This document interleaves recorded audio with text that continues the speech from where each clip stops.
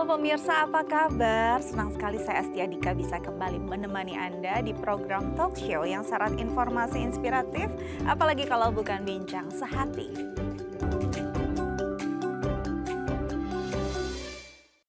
Pemirsa, bincang sehati beberapa minggu yang lalu gitu ya, media-media kita dihebohkan dengan seseorang yang menyewa kamar kos, tapi itu isinya penuh dengan sampah. Jadi berbulan-bulan orang ini nih hidup dengan sampah. Saya sampai nggak bisa membayangkan gimana sampah bisa benar-benar dengan nyaman gitu ya. Dia tiap hari ada di sana, hidup di sana gitu. Nah, ini secara psikologis disebut dengan gangguan yang disebut hoarding disorder. Nah, penyebabnya apa sih? Pencegahannya seperti apa agar tidak terjadi sampai separah itu? Nanti kita akan bahas pada topik utama kita hari ini. Tapi sebelum itu kita akan bahas dulu nih mitos atau fakta seputar kesehatan mental. Oke, yang pertama adalah self-love adalah perjalanan panjang. Ini kayaknya suatu hal yang sering ya akhir-akhir ini kita gaungkan gitu. Sering kita jadikan satu hal yang jadi goal hidup. Saya mau mencapai pada self-love. Self-love sendiri bisa dibilang bukan suatu hal yang bisa dicapai 1 atau 2 hari. Tapi mungkin bisa memakan waktu belasan tahun, puluhan tahun, bahkan harusnya seumur hidup kita itu menjadi bagian yang selalu ada. Nah, apakah benar ini menjadi satu hal yang perlu waktu cukup panjang dalam perjalanan hidup kita? Nanti kita akan bahas, kita akan konfirmasi bersama narasumber kita hari ini. Oke, selanjutnya adalah bersih-bersih rumah dapat mengatasi stres. Nah, siapa nih yang suka kalau habis bersihin rumah gitu ya, mungkin habis ngepel rumah, lalu habis membersihkan taman gitu jadi rapi, itu rasanya fresh banget. Rasanya tuh seneng. Kalau saya sendiri punya pengalaman tuh saya suka ya dekor-dekor rumah. Kalau habis mungkin ganti layoutnya, tuh saya bisa berlama-lama gitu ngeliatin kondisi baru itu. Kayaknya seneng, happy, kayaknya suatu hal yang baru.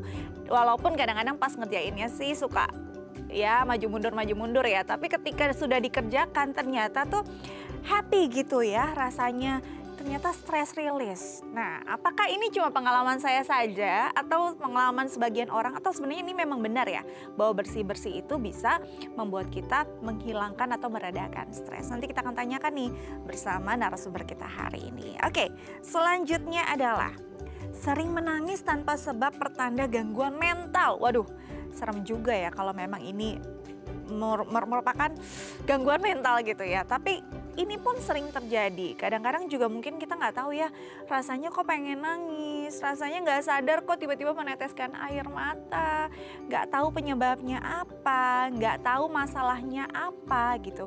Kok rasanya kok penuh sedih gitu, penuh duka lara perasaannya. Nah, apakah ini hanya satu kondisi yang disebabkan situasi tertentu saja, atau mungkin masalah hormon saja, atau memang jika kondisi ini sudah berulang memang menjadi indikator adanya masalah atau gangguan mental pada seseorang? Nanti kita akan tanyakan juga ini bersama dokter kita deh. Narasumber kita hari ini, aduh seringan banyak dokter ya hari di Bincang Sehati jadi suka ketukar. Oke, selanjutnya adalah kehilangan orang yang dicintai adalah masalah serius. Benar sih, kalau kita kehilangan benda aja itu tuh benar-benar jadi satu hal yang pukulan gitu ya. Pukulannya mungkin kita nggak sadari, tapi dengan kita cemas mencari-cari itu sebenarnya sudah menjadi satu masalah nih. Misalnya benda-benda yang memang menjadi benda kesayangan, apalagi orang kesayangan. Kalau itu pergi dari hidup kita, ada hal yang nggak biasa. Ada hal yang biasanya sama dia, ini nggak ada gitu ya. Biasanya bareng-bareng, ini nggak bisa, jadi mau nangis deh, tuh kan. Nah, benar nggak sih kehilangan itu benar-benar jadi masalah serius untuk seseorang? Berapa lama seseorang bisa menghadapi kondisi ini? Atau bahkan seumur hidup rasanya seperti kehilangan terus gitu ya. Nanti kita akan tanyakan bersama narasumber kita. Oke, selanjutnya adalah gangguan mental tidak bisa diobati. Nah, ini yang kadang-kadang suka jadi apa ya, momok gitu. Ah udahlah, saya nggak mau berobat, saya nggak mau konsultasi. Toh kalau saya memang punya penyakit mental atau gangguan mental itu nggak akan bisa diobati. Apalagi ini akan jadi selalu hal yang jadi timbul, triggernya kalau ada jadinya ada lagi, percuma buang-buang uang, buang-buang waktu. Toh apalagi nanti jadi stigma untuk masyarakat gitu kalau saya harus ngobatin ini gitu. Jadi ketahuan deh kalau saya punya masalah atau gangguan mental. Benar nggak sih? Mitos atau fakta sih kalau orang yang punya masalah mental itu atau gangguan mental memang nggak akan pernah bisa sembuh? Nanti kita akan tanyakan juga nih bersama narasumber kita hari ini. Pasti mau tahu jawabannya, karena itu jangan kemana-mana, tetap bersama kami di Bincang Sehati.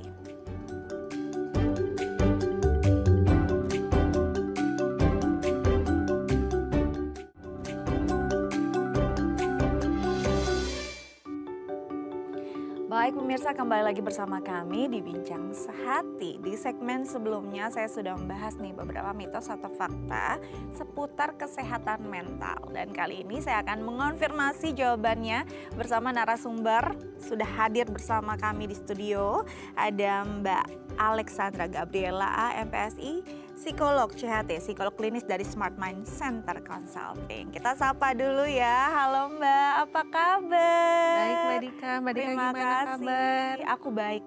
Terima kasih loh udah hadir di Bincang Sehati. Hari ini kita bahas tentang mitos atau fakta seputar kesehatan mental dulu ya sebelum bahas topik utama kita. Oke, saya mau bahas yang pertama itu tentang self love.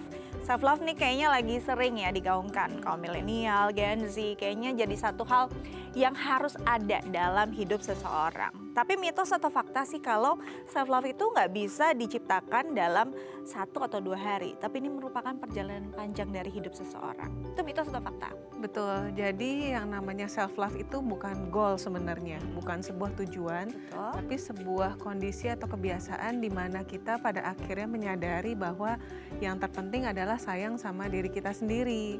Dan sayang itu kan suatu perasaan yang konstan ya. Dalam artian kalau value seseorang masih sama, ya rasa sayang itu akan tetap ada. Let's say kita sayang sama anak, mau kita marah atau kecewa sesekali, rasa sayang itu tetap ada terus gitu. Sama juga ke diri kita, mungkin kita bisa kecewa sama diri kita sesekali, kita kesel sama diri kita, atau kita sedih sama apa yang kita lakukan, tapi rasa sayangnya itu akan konstan terus berjalan. Dan itu memang kalau tidak dibiasakan dari awal, perlu diusahakan untuk dilatih. Bahwa gimana sih kita sayang sama orang, coba terapkan perilaku itu ke diri kita sendiri, seperti itu. Oke, jadi ingat ya, self love itu bukan goal dari kehidupan kita. Jadi kalau kita bisa menyayangi orang lain, pasangan kita, mungkin suami kita atau istri kita itu selamanya setiap hari, gimana diri kita sendiri gitu ya, justru harus lebih dari itu. Oke, jadi itu fakta ya, bahwa self love adalah sebuah perjalanan panjang bahkan seumur hidup ya Mbak ya. Oke, selanjutnya adalah mitos atau fakta kalau bersih-bersih rumah dapat mengatasi stres. Kalau saya sih suka sih ya, bersih-bersih rumahnya sih mungkin nggak suka-suka banget, tapi hasilnya ketika sudah bersih rumahnya atau udah cantik itu emang stress release gitu ya. Nah, sebenarnya ini mitos atau fakta sih bahwa memang aktivitas ini dan juga mungkin hasil yang dihasilkan dari aktivitas tersebut memang bisa mengurangi stres seseorang. Oke, sebenarnya itu fakta. Jadi stres itu kan artinya tertekan ya. Kondisi di mana kita ngerasa tuh depres, tertekan. Nah, langkah-langkah yang memang disarankan kepada orang yang mengalami stres, apalagi yang sampai depresi, adalah bergerak. Bergerak mau melakukan apapun boleh, termasuk bersih-bersih rumah kan bergerak juga, nggak mungkin bersih-bersih cuma duduk diem kan. Iya, itu namanya nyuruh ya. Nyuruh, ya betul.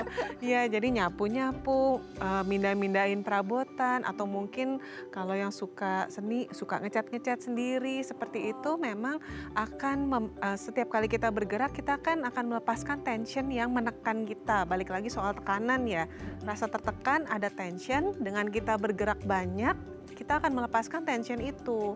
Nah, dari hormon endorfin pun juga akan meningkat. Jadi ada perasaan nyaman, perasaan lega. Dan di satu sisi ada metafora yang muncul ketika kita merasa yang awalnya banyak kotoran, yang awalnya berantakan jadi rapih, sense of accomplishment kan akhirnya. Nah, begitu juga dengan pikiran kita. Jadi yang awalnya stres, banyak masalah, oh ternyata bisa selesai juga ya. Nah, perasaan-perasaan itulah yang akan membantu kita lebih nyaman, lebih bahagia, dan lebih tenang, seperti itu. Oke, jadi ternyata bergerak itu bisa jadi kunci untuk mengurangi stres tadi ya. Betul. Jadi kalau orang ada yang bilang, aduh lagi stres nggak mau ngapa-ngapain, justru itu salah ya. Makin berat perasaannya nanti. Makin berat. Jadi kalau memang mau hilang stresnya, bergeraklah ya. Apapun yang dilakukan selama itu positif. Iya, Oke. betul. Selanjutnya adalah mitos atau fakta Mbak, kalau sering menangis tanpa sebab ini pertanda gangguan mental. Aduh, aku tuh sering loh menangis tanpa sebab kalau sudah mau menjelang masa menstruasi. Ya. Nah, ini kan kondisi-kondisi yang nggak tahu ya sebabnya apa gitu. Kayaknya mau nangis aja. Apakah itu pertanda gangguan mental atau memang ada situasi lain yang bisa menyebabkan kondisi tersebut? Tergantung frekuensi dan durasinya ya. Jadi kalau memang betul-betul sering dengan durasi yang lama dan sampai mengganggu sekali, mengganggu fungsi hidup, mengganggu rutinitas, mengganggu produktivitas, ya itu bisa menjadi sebuah tanda gangguan mental. Tapi kalau misalnya kita perlu gali juga lebih jauh, apakah memang sebelum tiba-tiba rasanya sedih pengen menangis, biasanya mereka mengkonsumsi sesuatu, contohnya kayak kopi buat orang-orang yang nggak kuat sama kafein, minum kafein aja itu bisa bikin moodnya turun atau merasa cemas jadi pengen nangis. Atau di kondisi-kondisi tertentu seperti yang Kak Dika alami nih, jadi kalau momen kok suka mau nangis gitu. Nah itu kan berarti berkaitan sama hormonal ya, walaupun memang ada masalah PMDD nih. PMDD kan memang kondisi PMS yang cukup berat lah, jadi sudah sampai bisa didiagnosa sebagai gangguan mental begitu. Jadi memang lihat intensitasnya juga. Betul. Ya. Jadi kalau misalnya sering nih tanpa ada sebab musabab, perlu digali lagi apa masalahnya. Apakah memang ini kondisi yang memang sudah masuk pada gangguan mental. Andai kata pun udah menjelang menstruasi, kalau kondisinya sudah terlalu parah, itu juga perlu diperiksa juga ya, perlu dikonsultasi. Jadi bisa mitos, bisa fakta. Tergantung Anda menyikapi seperti apa dan harus mengenal dirinya seperti apa juga ya. Oke, selanjutnya adalah mitos atau fakta kalau kehilangan orang yang dicintai adalah masalah serius. Ini tuh katanya kalau kita bicara tentang kehilangan orang yang dicintai, rasanya tuh nggak akan pernah beda. Sama seperti kehilangan pertama, sedihnya tuh sama gitu. Apakah memang akan menjadi sebuah masalah serius kehilangan orang yang dicintai ini? Pasti ya, sama seperti yang tadi Kak Dika bilang, barang yang hilang aja tuh ada rasa yang kok nggak bisa ngelihat lagi, atau barang rusak deh yang tiap hari kita pakai mangkuk yang sama tiba-tiba pecah gitu. Pasti kan ada rasa kehilangan juga, apalagi seseorang yang kita cintai. Dimana kalau kita mencintai seseorang, pasti kan kita punya harapan bareng-bareng, rencana bareng-bareng, kebiasaan bareng-bareng. Tiba-tiba hal itu hilang. Pasti butuh waktu bagi seseorang untuk beradaptasi sama kondisi tersebut. Dan itu adalah sebuah perasaan yang valid. Jadi jangan sampai ketika ada seseorang curhat ke kita karena dia merasa kehilangan, terus kita balesnya dengan meresponnya dengan pernyataan yang kurang berempati seperti biarin aja dia pergi, dia itu nggak bermakna. Ini misalnya kasusnya putus ya. Atau misalnya kasus meninggal, kamu jangan sedih-sedih, dia di atas nggak mau lihat kamu sedih. Ya nggak bisa juga, justru biar dia keluarin. Dikeluarin rasa sedihnya, biar dia beradaptasi sama perasaan dan kondisi baru itu. Baik, jadi kita juga ketika melihat orang yang tengah dalam kondisi kehilangan harus berempati gitu ya. Kalau memang nggak punya respons yang tepat, better diam sih ya. Iya betul. Ya nggak sih, daripada akhirnya menambah kesedihan atau akhirnya merasa ditolak, merasa tidak dimengerti gitu ya. Ya mendingan kita diam aja gitu ya. Kalau kehilangan barang kita dimarahin aja kesel gitu kan, apalagi kehilangan orang kalau kita di komen negatif. Jadi ya better diam aja daripada punya respons yang nggak baik ya. Selanjutnya adalah mitos atau fakta kalau gangguan mental itu tidak bisa diobati. Ini kadang-kadang yang bikin orang males konsultasi, males berobat, males ngobatinnya gitu. Toh nggak akan baik juga, ketika triggernya datang akan balik lagi kok masalahnya. Bener nggak sih, mitos atau fakta kalau gangguan mental tuh nggak akan bisa sembuh? Kalau misalnya konteks diobati adalah bisa sembuh atau tidak, sebenarnya memang tidak ada kata sembuh dalam gangguan mental. Oke. Jadi kita sebutnya sebagai pulih. Nah, Hmm. pulih itu maksudnya kita bisa memaksimalkan produktivitasnya atau tidak. Karena gangguan mental itu kan beragam ya. Dalam artian untuk kasus-kasus seperti neurodevelopmental disorder kayak autism, mau diobatin seperti apapun hanya akan mengurangi gejala dan dia akan butuh terapi seumur hidup dia gitu. Terapi seumur hidup bukan hanya terapi di klinik ya, tapi pembiasaan dari orang sekitar, terapi untuk kemandirian dan sebagainya. Begitu juga dengan misalnya saja pada usia-usia tertentu semuanya aman, tapi tiba-tiba menjelang dewasa ada gangguan depresi atau semua aman sampai dia lansia, saat lansia ada demensia. Nah itu kan kondisi yang memang tidak bisa diobati, hanya bisa ditahan dan bisa dilatih supaya nggak menurun lagi gitu. Intinya adalah kunci dari pemulihan itu sendiri. Bisa beradaptasi dengan lebih baik semaksimal yang dia bisa, kuncinya di situ. Jadi kuncinya walaupun memang tidak ada kata sembuh, yang ada pulih, setidaknya ada upaya untuk bisa memperbaiki kualitas hidupnya ya. Ya. Jadi memang jangan berhenti dan jangan putus asa ketika kita memang didiagnosa punya gangguan mental. Karena selalu ada jalannya Mbak ya. Iya betul. Oke, menarik, nanti kita akan lanjut lagi dengan topik kita hari ini, tapi kita harus jeda terlebih dahulu ya. Pemirsa jangan kemana-mana, tetap bersama kami di Bincang Sehati.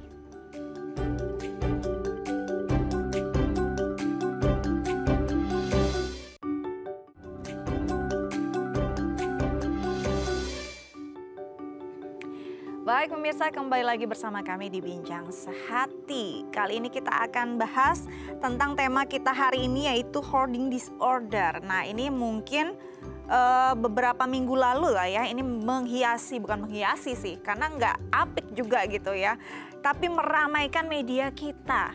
Kita dikagetkan untuk kesekian kalinya karena kasus ini lumayan banyak nih di Indonesia akhir-akhir ini. Ketika seseorang hidup dengan sampah dan nyaman gitu, berbulan-bulan, bertahun-tahun gitu ya. Ini akan menjadi topik kita hari ini dan mungkin pemirsa di rumah yang mungkin punya pertanyaan terkait tema kita hari ini bisa menelpon kami di 0212903244 atau DM ke Instagram kami di @theifamily. Kita lanjut lagi bersama dengan dokter lagi deh. Kenapa ya hari ini kepikiran dokter terus deh gitu ya. Dengan Mbak Alexandra Gabriela, MPSI, psikolog, CHT, psikolog klinis dari Smart Mind Center Consulting. Sorry nih Mbak ya, mungkin kondisi badan lagi nggak baik, jadi kepikiran harus ke dokter, harus berobat gitu. Oke, kita bicara tentang hoarding disorder. Ini ramai ya Mbak ya, ramai banget akhir-akhir ini. Banyak yang punya. Dan anehnya tuh nggak di rumah sendiri lagi yang sering terjadi, makanya bisa di blow up sama orang karena ini di tempat yang mungkin dia sewa, di tempat yang mungkin dia ya tadi mungkin di kos, di hotel atau di mana gitu ya. Berantakan. Kita tuh ada sampah dikit aja kan nggak nyaman ya. Ini tidur bener-bener dengan sampah.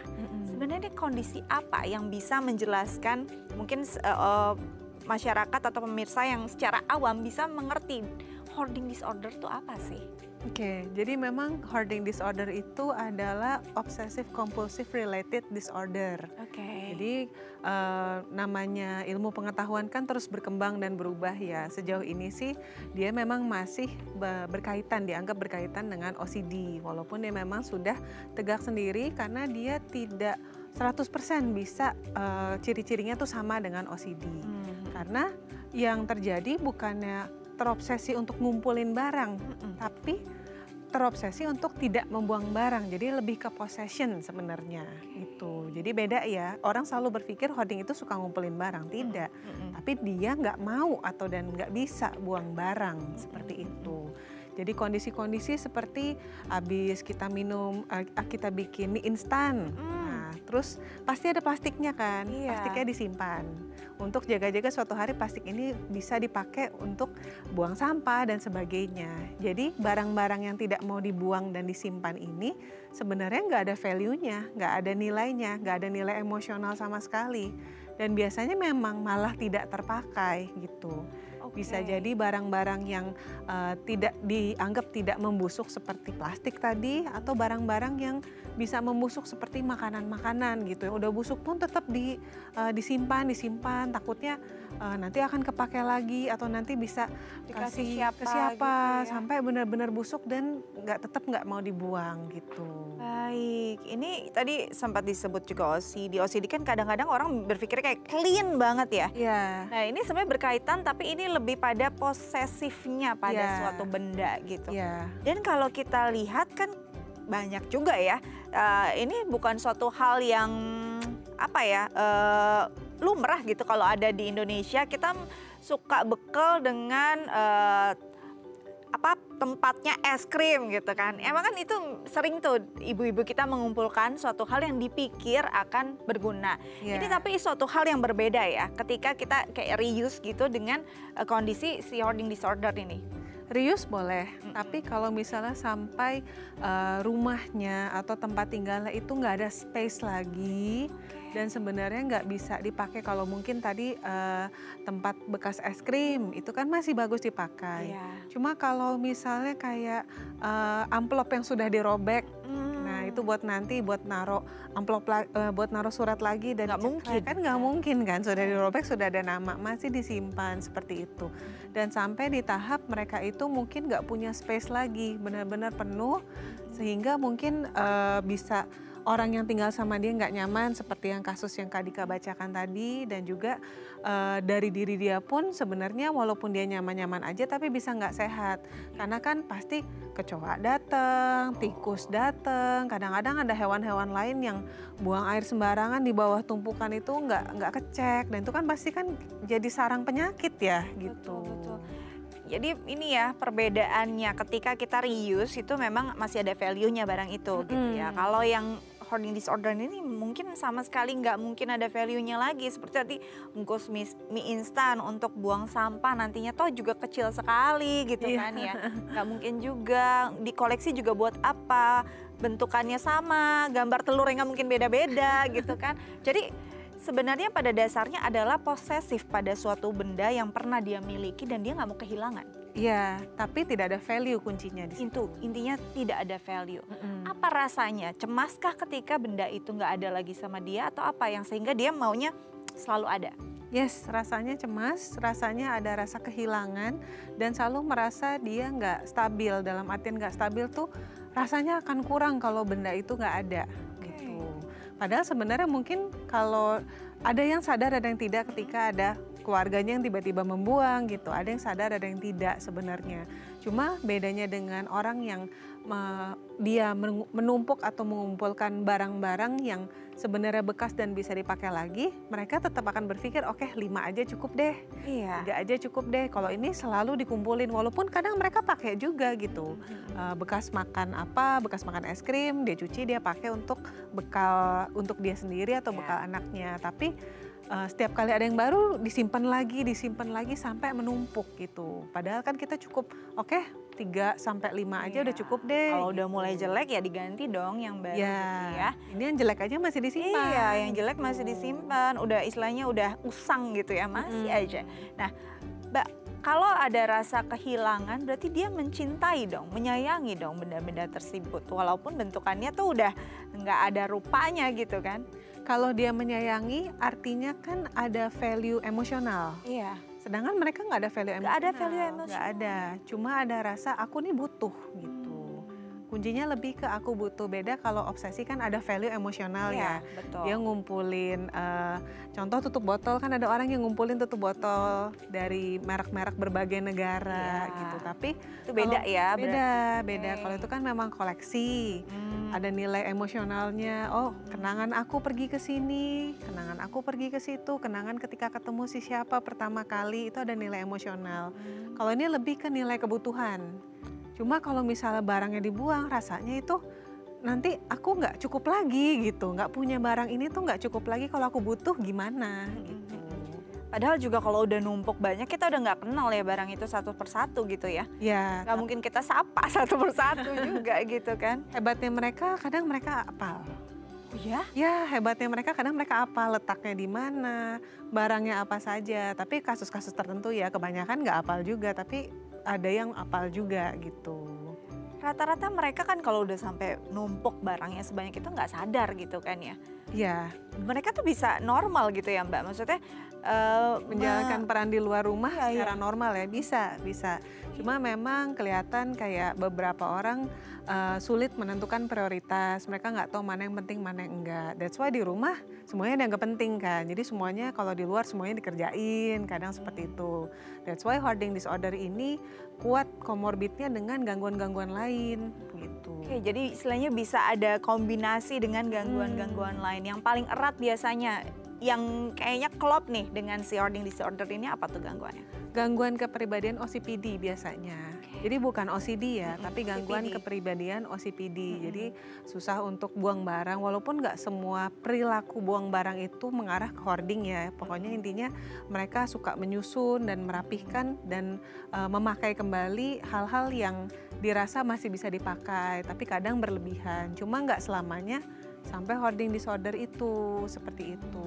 Tapi kalau kondisi OCPD ini didiamkan dan dia nggak sadar bisa ke arah sampai sana. Gitu. Ya. Ini yang paling biasanya klop nih dengan si hoarding Biasanya, disorder. jadi perfeksionis gitu. Oh oke, miring dikit, beresin. Karena sempat ada satu public figure juga ya, dia bilang dia OCD dan OCPD bahkan ya. Dia sampai di titik kulit kuaci aja dia susun, gitu kan. Iya. Dan dia akhirnya dia hidup dengan sampah-sampah tersebut gitu. Bahkan helai rambut pun dia hitung gitu habis Dihitung. mandi, ya kan. Itu tuh benar-benar ternyata kondisi demikian kita nggak sadar itu bisa menimbulkan lagi masalah lain dengan gejala dan juga gangguan kesehatan yang lain gitu ya. Iya. Biasanya ini sampai di titik mana mereka sadar atau mereka nggak akan pernah sadar sampai orang lain yang tahu kondisi ini? Ada yang sadar, ada yang sedikit sadar tapi merasa nggak apa-apa karena menurut mereka nggak merugikan orang. Kalau yang sadar mereka hanya merasa ya rasa ngebuangnya tuh nggak nyaman gitu. Lebih berat rasa nggak nyaman ngebuangnya dibandingkan hidup dengan sampahnya gitu. Jadi mereka lebih memilih ya udah hidup dengan sampah saja. Ada juga yang merasa kenapa orang harus terganggu sama kondisiku, aku nggak merugikan orang lain, seperti itu. Oh kamar-kamar saya gitu ya? Ya, kamar-kamar saya, kadang rumah juga rumah saya sendiri gitu, seperti itu. Makanya ya, tapi kadang-kadang seringnya tuh di rumah sewaan itu masalahnya. Rumah sewaan. Kenapa saya yang jadi emosi ya, padahal bukan saya yang punya rumah. Tapi maksudnya kadang-kadang kita tuh berpikir bahwa, oh oke, ini bukan masalah orang kok, ini masalah saya kok gitu. Ini nggak akan mengganggu orang kok, ini saya keep buat diri saya sendiri yang kotor-kotor saya gitu kan ya. Tapi pada dasarnya sebenarnya kondisi hoarding disorder ini akan mengganggu orang lain nggak? Selain Pasti memang sih. akan mungkin menimbulkan bau atau Pasti sih akan mengganggu orang lain ya, dengan kondisi sampah yang menumpuk walaupun sampah kering, tetap saja kan debu ada. Terus hewan-hewan yang bersarang ataupun buang air di situ pasti kan menimbulkan bau juga gitu. Dan virus kan nggak mungkin diam di tempat, pasti kan dia kena udara juga bisa keluar dan sebagainya. Apalagi kalau emang orang tersebut terjangkit sebuah penyakit karena kotornya rumah dia kan bisa menulari orang lain Jadi juga. wabah ya. Jadi wabah gitu. Oke, jadi memang jangan pernah berpikir ketika kita melakukan kesalahan atau melakukan suatu tindakan yang sebenarnya ini merugikan diri saya aja kok. Padahal sebenarnya apapun itu bisa saja berdampak pada orang lain gitu ya. Iya. Oke, nanti kita akan lanjut lagi tapi kita harus jeda terlebih dahulu pemirsa. Jangan kemana-mana, tetap bersama kami di Bincang Sehati.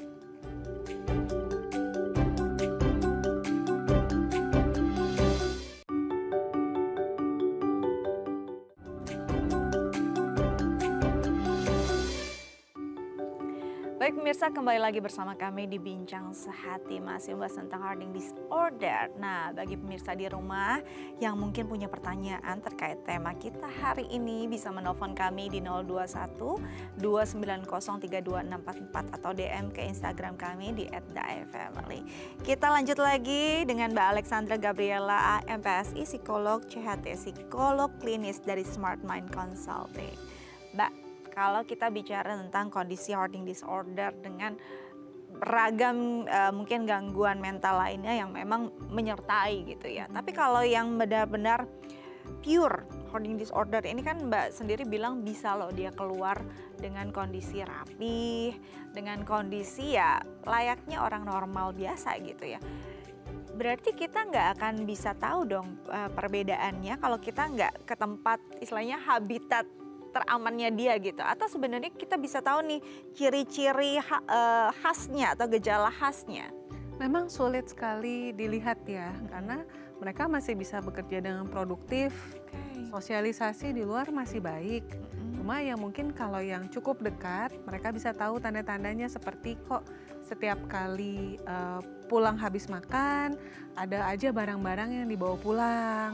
Walaupun kadang ibu-ibu banyak ya, misalnya kita habis dari kafe, ya udah gulanya dibawa deh. Iya. Tapi ini untuk hal-hal yang mungkin sebenarnya nggak terlalu bermakna gitu. Jadi nggak bisa dipakai lagi kayak donat, nggak habis donatnya dibawa pulang gitu. Kan nggak mungkin dibawa pulang gitu ya. Iya betul. Atau juga memang harus cukup dekat untuk tahu isi handphonenya. Tapi biasanya handphonenya tuh selalu penuh, kayaknya susah dihapus-hapus gitu. Selalu hal-hal yang broadcast message yang sebenarnya nggak terlalu penting atau cuma WhatsApp apa gitu, itu nggak bisa dihapus, foto-foto pun nggak bisa dihapus, seperti itu. Dianggap sangat berguna gitu, nantinya pasti akan bisa saya gunakan kali ya gitu ya. Ya info ini akan berguna lagi padahal nggak nyari mungkin di ya kalau browser message kayak buy one get one itu kan hari itu aja gitu, nggak mungkin bisa digunakan lagi nanti gitu ya. Dan ini bisa dilihat ya mungkin harus orang yang begitu dekat gitu ya. Iya, orang-orang terdekat. Kalau kita mungkin orang terdekat, mungkin saya punya teman nih duduk sebelah saya, terus saya ngeliat kok kayaknya dia ngumpulin barang-barang yang udah nggak perlu lagi gitu. Kan kadang-kadang kita takut ya untuk menegurnya gitu. Hal yang paling nyaman atau paling bijak gitu, ketika kita mulai mengingatkan teman terdekat kita atau saudara kita untuk bisa paling tidak membuat dia jadi jauh. Kan kadang-kadang kalau diingetin jadi malah penolakan, makin tertutup gitu. Apa tuh Mbak langkah pertama yang paling sederhana bisa dilakukan? Mungkin bisa dimulai dari concern kesehatan ya. Saya concern sama kamu tinggal di tempat di rumah kamu nih, karena banyak barang-barang yang membusuk dan banyak kotoran hewan. Nanti bisa berakibat ke kesehatan kamu loh. Gimana ya caranya supaya kamu tetap bisa nyaman tinggal di rumah kamu tanpa harus merubah banyak, tapi at least nggak bikin penyakit gitu. Karena orang kan kalau dengar penyakit cukup concern ya, tapi kalau dengar berantakan mereka masih lebih cuek daripada penyakit. Padahal ya berantakan, kotor dan penyakit itu barengan ya. Barengan terus begitu kan. Tapi ya memang seperti orang yang punya obsesi ataupun possessiveness ya nggak bisa ditegur sebegitunya karena buat mereka itu benar begitu.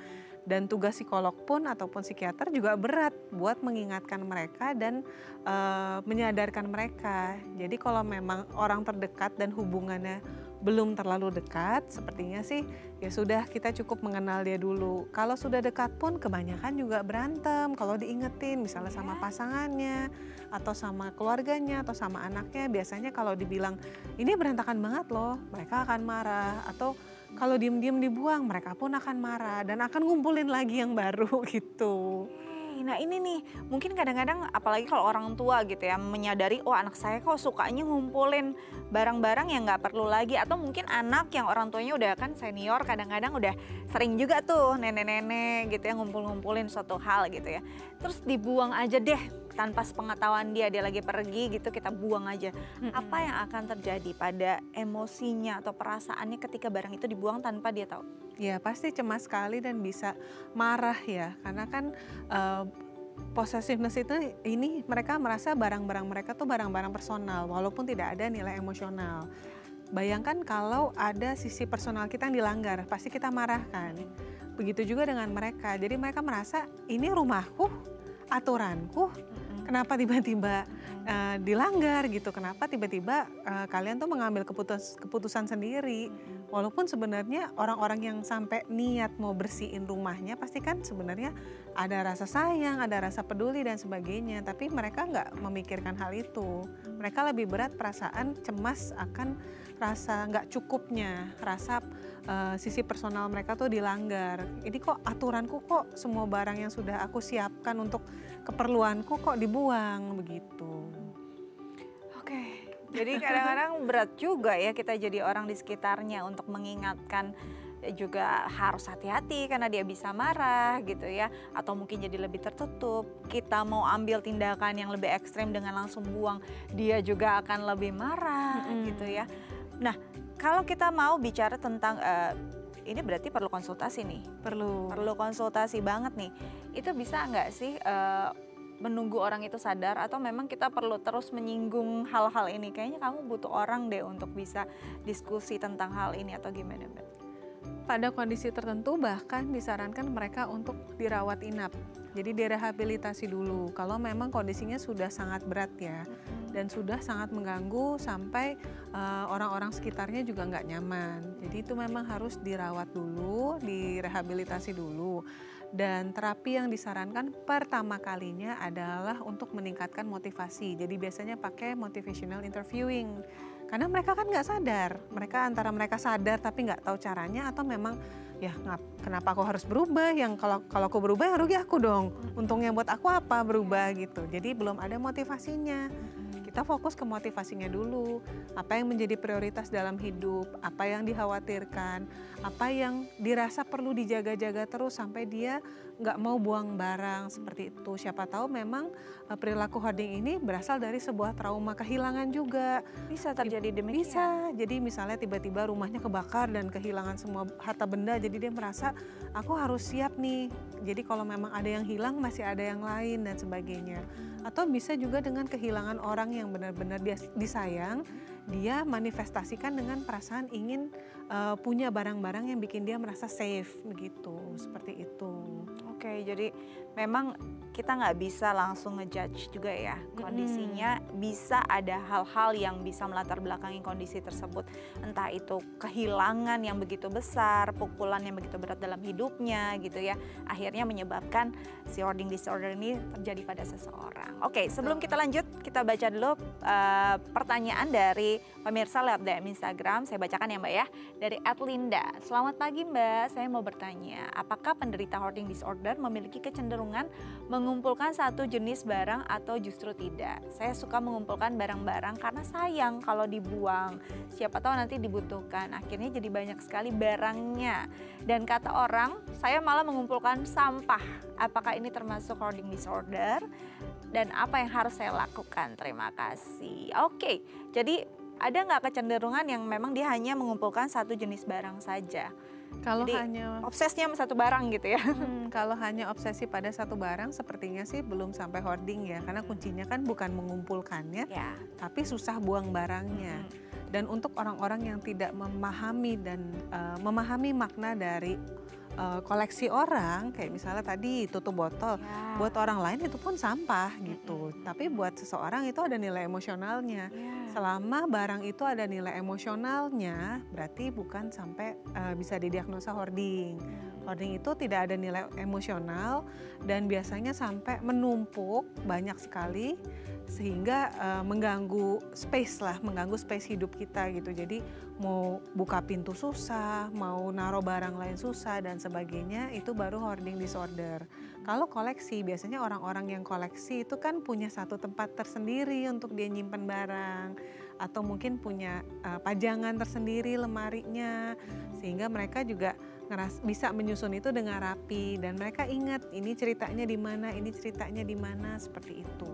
Oke, Di bedanya di situ. itu bedanya ya. Jadi untuk Mbak Linda, sepertinya Anda tidak hoarding disorder, Ya. semoga ya. Semoga. Jadi kalau memang hanya satu jenis barang dan memang itu ada nilai emosionalnya, ya nggak apa-apa juga ya, biarin aja orang mau berkomentar apa. Selama dikumpulkan dalam bentuk yang rapi, bersih, tidak mengganggu orang lain dan tidak juga mengganggu kesehatan, ya monggo, nggak apa-apa Mbak Linda ya. Oke, semoga menjawab pertanyaannya. Nah, kalau kita bicara tentang hoarding disorder dengan kondisi yang sudah parah dan sudah nggak ngerti lagi gitu, bahkan motivasi hidup dia dengan segala benda ini aja dia udah nggak paham gitu ya. Kayaknya untuk ngobatinnya atau menanggulanginya kan repot.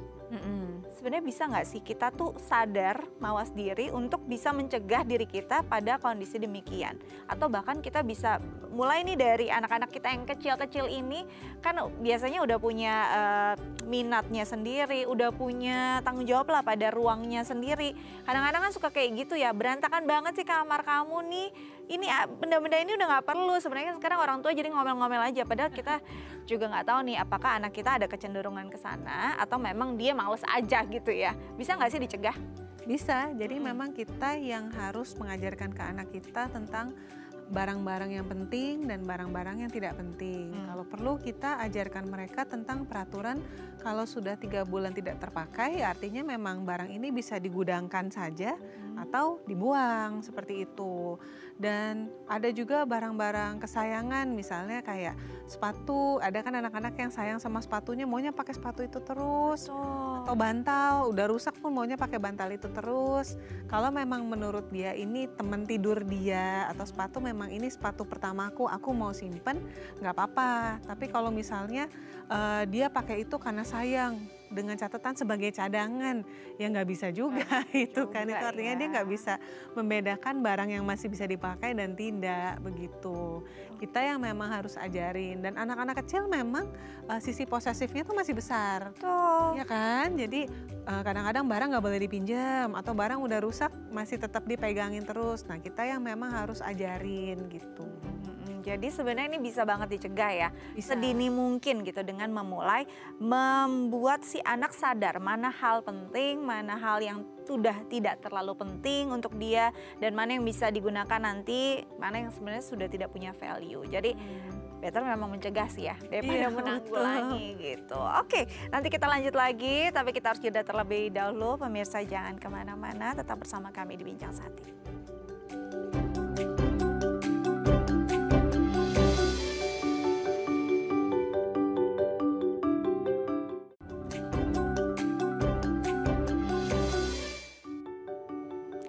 Ya, pemirsa kembali lagi bersama kami di Bincang Sehati, masih membahas tentang hoarding disorder. Dan bagi pemirsa di rumah yang mungkin punya pertanyaan terkait tema kita hari ini, bisa menelpon kami di 0212903244 atau DM ke Instagram kami di @daifamily. Masih bersama dengan Mbak Alexandra Gabriela, MPSI Psikolog, CHT Psikolog Klinis dari Smart Mind Consulting. Oke, Mbak, tadi hal awal yang mungkin bisa dilakukan adalah dirawat inapkan dulu gitu ya. Dirawat inapkan dulu, diberi motivasi, diajak lagi, di-recall deh motivasi hidup kamu apa. Nah, dalam kondisi demikian berapa lama sih biasanya perawatannya? Apakah tergantung keparahannya? Atau mungkin memang ini tuh bisa kambuhan nantinya? Oke, jadi balik lagi tergantung tingkat keparahannya dan kesadaran dirinya. Semua yang berkaitan dengan kondisi kesehatan mental itu balik lagi tentang kesadaran diri seseorang dan kemauan untuk berkembang, untuk pulih gitu. Jadi kalau misalnya rawat inap pun sebenarnya kalau kondisinya sudah parah sekali ya, tapi kalau memang masih ada insight, masih ada kesadaran, kita bisa bantu untuk memulai beres-beres dulu, memulai membuang barang. Dengan catatan tadi, misalnya syarat 3 bulan tidak terpakai, buang. Nah, seperti itu. Walaupun sampai nangis-nangis, walaupun sampai dia cemas sekali, nah kita ajarkan beberapa teknik supaya dia bisa meregulasi emosinya. Jadi dengan diberikan motivational interviewing untuk membantu dia menyadari motivasiku apa sih yang prioritas buat aku, kenapa aku sampai seperti ini. Baru setelah motivasi untuk pulihnya membaik, kita bisa masuk ke terapi lain seperti CBT ataupun yang dikhususkan seperti ERP gitu. Jadi dipaparkan dengan hal yang paling dia cemas, yaitu membuang barang, dan diajarkan bagaimana meregulasi emosinya seperti itu. Dan ini tingkatannya beda-beda, pastinya waktunya juga terapinya beda-beda. Nah, bisa nggak ketika sudah selesai nih terapi, sudah oke gitu, dia kambuh dan memang sebenarnya orang dengan kondisi demikian tuh nggak bisa dilepas gitu aja, dia harus ada pendampingan terus. Bisa jadi dia akan kambuh lagi seperti itu, karena kan balik lagi lebih berat rasa membuangnya dibandingkan rasa nggak nyamannya. Gitu. Sama seperti orang-orang yang contoh kayak fobia naik pesawat. nggak ada untungnya buat aku naik pesawat kok. Kalau memang dia masih merasa nggak ada untungnya, ya dia akan tetap menghindar untuk melakukan terapi itu kan. Hoarding pun juga akan merasa toh nggak ada yang observasi lagi, nggak ada yang ngeliatin lagi, ya udah deh aku simpan barangnya dikit-dikit, cuma dikit kok, tapi kan lama-lama bisa banyak lagi gitu.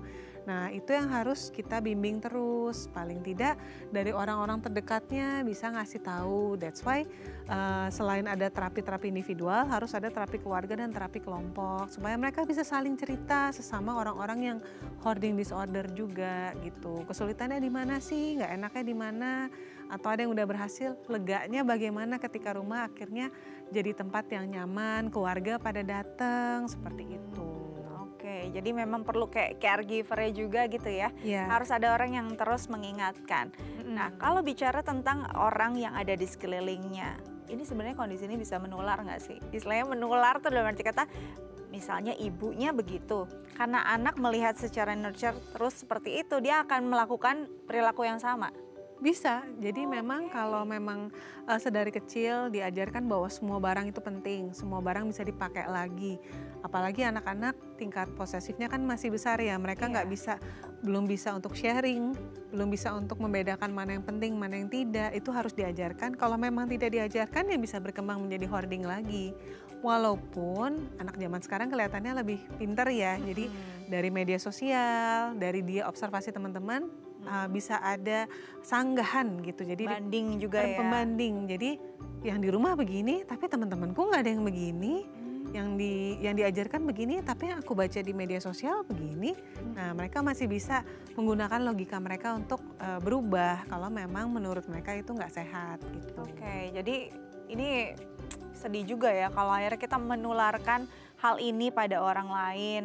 Apalagi pada orang yang kita sayangi gitu ya, kasihan juga hidupnya dia, mungkin kita bisa pulih, dia belum tentu gitu. Iya betul. Nah jadi memang perlu kayak kepedulian diri, kesadaran diri untuk diri kita jangan sampai larut dalam hal itu. Kalau dari Mbak Alexandra sendiri, hal-hal yang paling penting untuk kita tanamkan pada diri kita untuk mencegah, selain memang harus sadar gitu ya, apa tuh mencegah dari si hoarding disorder ini? Supaya nggak hoarding ya? Iya, betul. Oke, jadi kita perlu pertama-tama sadar tadi, sadar bukan cuma sekedar sadar ini kotor atau bersih, tapi sadar bahwa aku melakukan tindakan apapun itu benar-benar karena aku pengen ngelakuin atau tidak.